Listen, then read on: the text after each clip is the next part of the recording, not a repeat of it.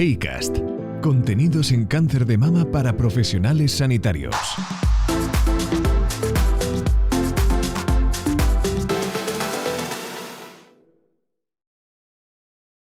Bienvenidos a una nueva entrega del podcast HeyCast de HeyCam. Continuamos repasando los resultados más destacados del San Antonio Breast Cancer Symposium, celebrado los pasados 6 al 10 de diciembre. Hoy hablaremos de cáncer de mama triple negativo con la doctora Lucía González Cortijo, jefa de servicio de Oncología Médica del Hospital Quirón Pozuelo. Bienvenida, doctora. Hola, buenas tardes. Comencemos hablando del papel de carboplatino en el tratamiento neoadyuvante. ¿Qué aspectos destacarían? Bueno, el papel del carboplatino en el tratamiento neoadyuvante del cáncer mama triple negativo ha continuado siendo controvertido en los últimos años. Aunque hay varios estudios fases 2 y metaanálisis que han demostrado un incremento en la respuesta patológica completa con la adición del carboplatino, sí que es cierto que el beneficio en supervivencia no ha terminado de quedar claro. Con beneficio en supervivencia de enfermedad en el estudio GEPAR-SIXTO y en el Brightness, pero no en el CALGB 40603. En cualquier caso, sí es cierto que el carboplatino está incluido en todos los estudios de tratamiento neoadyuvante con inmunoterapia. Entonces, ha sido interesante porque este San Antonio por fin se han presentado los datos que todos necesitábamos para confirmar la inclusión del carboplatino en la neoadyuvancia, ¿no? El doctor Gupta del Tate Memorial Center de Mumbai en la India ha presentado un estudio muy interesante, es un fase 3 randomizado en el que se han incluido pacientes con cáncer mama triple negativo, estadios 2 y 3, y les randomizaban en el grupo control a quimioterapia estándar con paclitaxel semanal 8 semanas y atriamicina ciclofosfamida por 4 ciclos, y en el grupo de tratamiento pues añadían carboplatino ARE bajo la curva de 2 en combinación con el paclitaxel. Todas las pacientes eran posteriormente sometidas a cirugía y recibieron radioterapia según criterios habituales, y ninguna de las pacientes recibió capecitabina en adyuvancia. Entonces, los resultados, en un total de 720 pacientes, 360 en cada brazo, que se randomizaron entre los años 2010 y 2020, pues los más determinantes fueron los siguientes. En primer lugar, que la supervivencia libre de enfermedad 5 años se incrementaba en un 6,6%, desde el 64,1% del grupo control al 70,7% en el grupo de platino, y la supervivencia global en un 7,6%, de un 66,8% a un 74,4% respectivamente. Cuando los datos se analizaban por grupos de edad, el beneficio se restringía al grupo de menores de 50 años, con un beneficio en supervivencia libre de enfermedad del 12,5% y de un 11,2% en supervivencia global.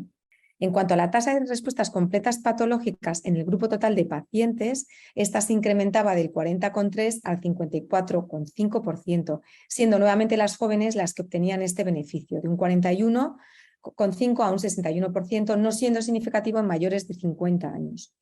Y el incremento de la respuesta completa patológica con carboplatino es predictivo del beneficio en supervivencia libre de enfermedad y supervivencia global en las pacientes jóvenes, así como, por el contrario, el no incremento en la tasa de respuesta patológica completa en el grupo de mayores de 50 años lo es de no beneficio en supervivencia libre de enfermedad y global. Por último, en cuanto a los datos de tolerancia, eran muy buenos, no incrementándose de forma significativa la toxicidad con la adición del carboplatino al tratamiento. Por tanto, estos datos son cambio de práctica y terminan por confirmar que debemos utilizar el carboplatino, que es una droga barata y muy fácil de manejar, en las pacientes menores de 50 años diagnosticadas de cáncer mama triple negativo que precisan quimioterapia neoadyuvante. Pasemos a los datos de supervivencia del estudio GEPAROLA. ¿Qué destacaría? Bueno, se presentaron los datos de supervivencia del estudio GEPAROLA. Este es un estudio fase 2 randomizado en el que 106 pacientes, que había 29 pacientes hormonodependientes y 77 con tumores triples negativos HRD positivas, se randomizaron en una randomización de 2:1 a recibir quimioterapia neoadyuvante con paclitaxel en dosis estándar, 80 miligramos metro cuadrado, y carboplatino UCD2 semanal por 22 semanas, o tratamiento con paclitaxel y olaparib 100 miligramos cada 12 horas. Ambos grupos recibían posteriormente 4 ciclos de pirubicina ciclofosfamida y eran sometidas a cirugía. Entonces, los resultados previamente reportados y publicados en cuanto a respuesta patológica completa demostraron que las tasas eran similares en el grupo global, pero en el análisis por subgrupos parece que había beneficio en el grupo con olaparib en las pacientes con tumores hormonodependientes y en las menores de 40 años. En cuanto a los datos de supervivencia que se presentaron en San Antonio con un seguimiento de prácticamente 50 meses, la supervivencia libre de enfermedad invasiva en el grupo de la combinación del paclitaxel con el olaparib fue del 76% frente a un 88,5% en el grupo de paclitaxel carboplatino. Sin embargo, esta diferencia desaparecía en el grupo de pacientes con mutación somática o germinal de BRCA. En cuanto a la supervivencia libre de enfermedad a distancia y la supervivencia global en el grupo total de pacientes, la tendencia fue nuevamente hacia un beneficio en el grupo de carboplatino, siendo el 81,2% en el grupo de olaparib frente al 93,4% en el grupo de platino, y en la supervivencia global fue inferior en el primer grupo con un 89,2% frente a un 96,9% respectivamente. Por tanto, los autores hipotetizan que el olaparib puede sustituir al carboplatino en el tratamiento neoadyuvante de pacientes con tumores HER2 negativos con mutación somática o germinal de BRCA. Sin embargo, las pacientes con tumores HR deficient sin mutación deben recibir tratamiento con quimioterapia con carboplatino. Es verdad que estos estudios pues, deben ser confirmados en estudios posteriores. Hay también otro estudio muy interesante sobre el papel del estradiol en la respuesta inmune antitumoral frente a las metástasis cerebrales.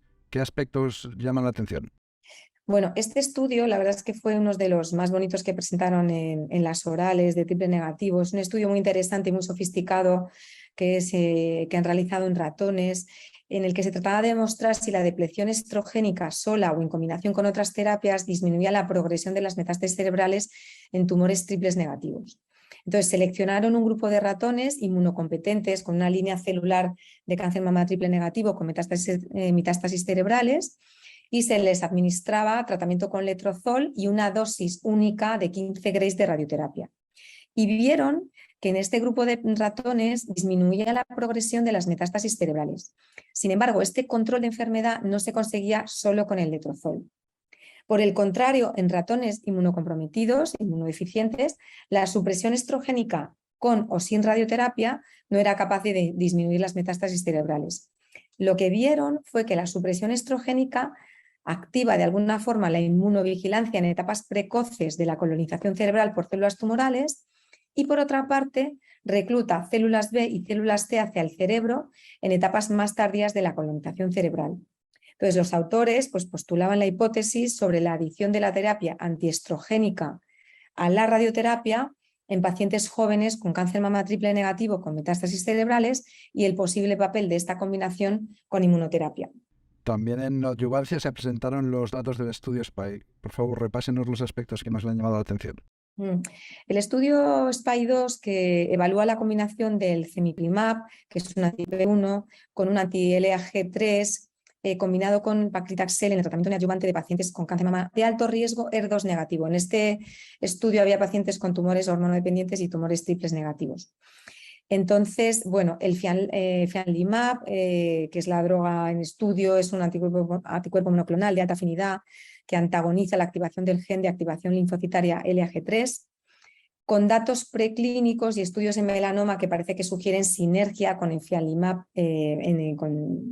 como terapia anti-PD1.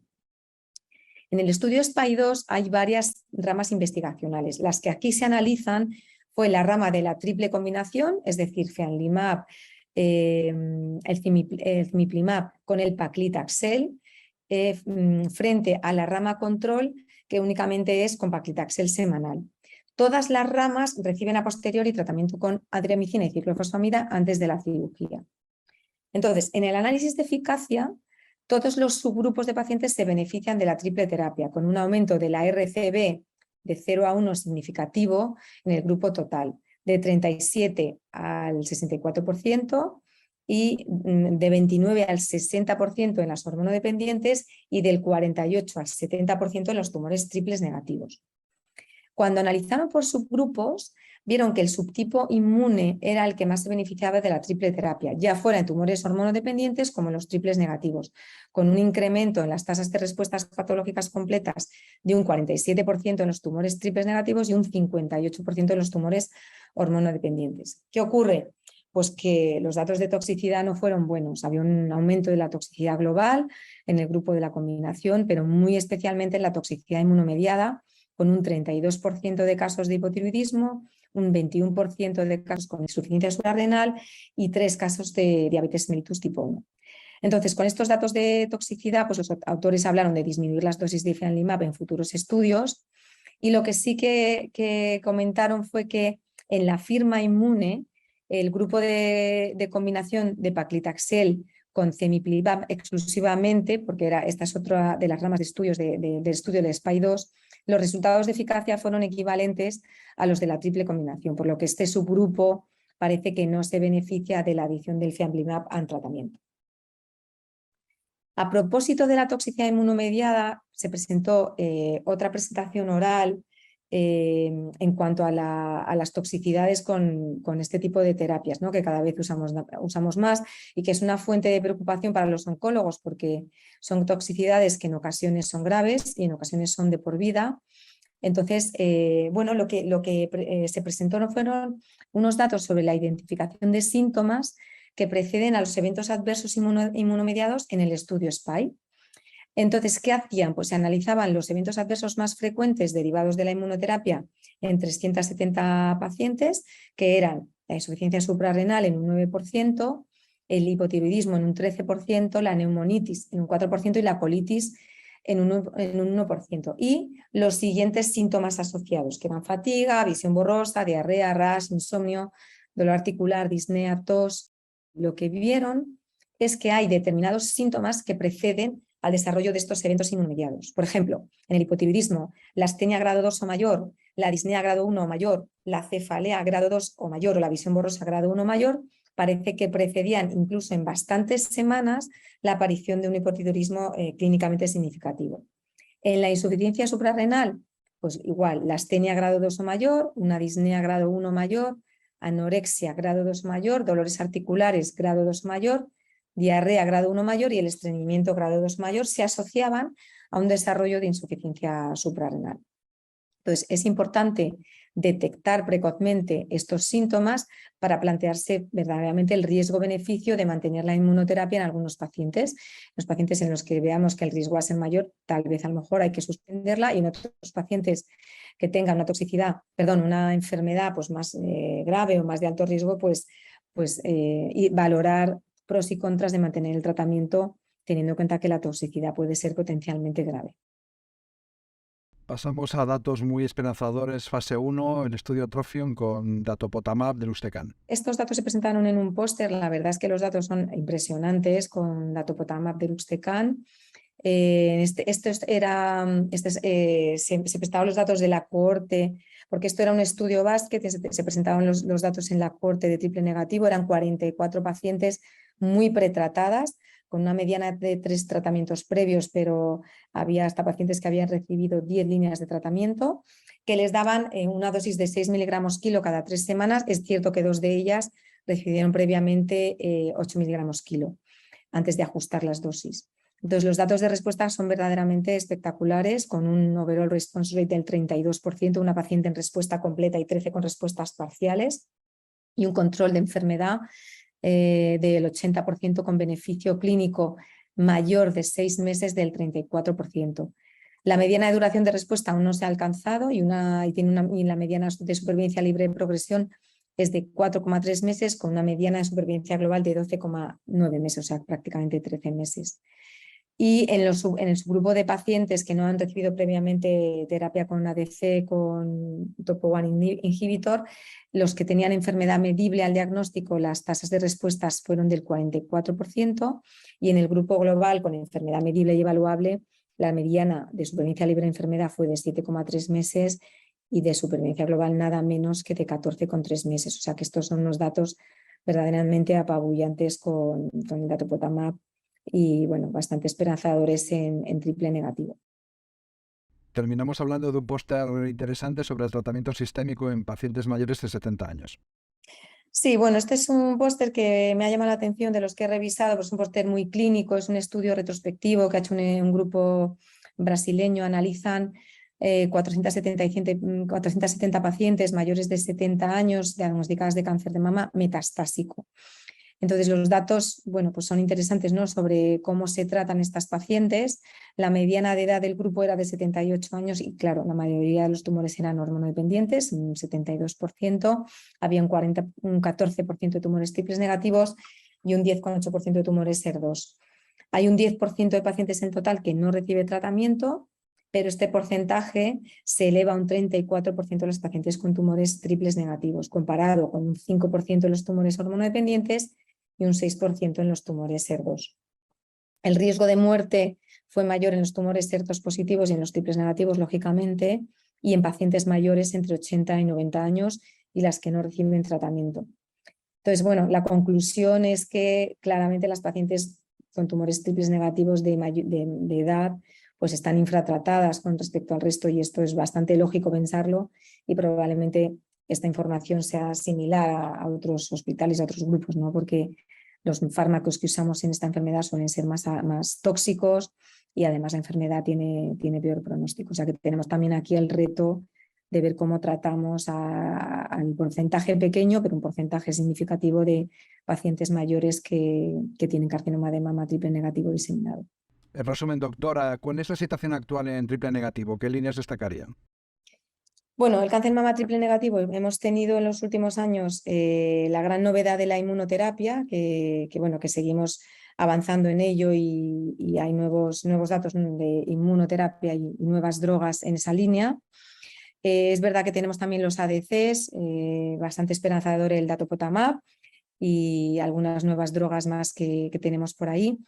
Y yo este año en el Congreso de San Antonio destacaría sobre todo las dos grandes temas, ¿no?, que ha sido el HER2 low, ¿no?, que ahora mismo es uno de los grandes retos que tenemos en oncología, y el cáncer de mama en el embarazo, que ha sido pues presentaron unos datos muy interesantes, una sesión muy amplia y que abre nuevas líneas un poco en el grupo de pacientes jóvenes con la posibilidad de embarazo después de haber tenido un cáncer de mama. Pues muchísimas gracias por sus palabras, doctora González Cortijo. Muchas gracias por escuchar HeyCast. Simplemente recordar que en los próximos 17 y 18 de enero revisaremos todas las novedades presentadas en San Antonio. Muchísimas gracias por escucharnos. Un saludo. Sigue todas las novedades en investigación en cáncer de mama en heycam.org y en nuestra cuenta de Twitter. HeyCast, una iniciativa de HeyCam.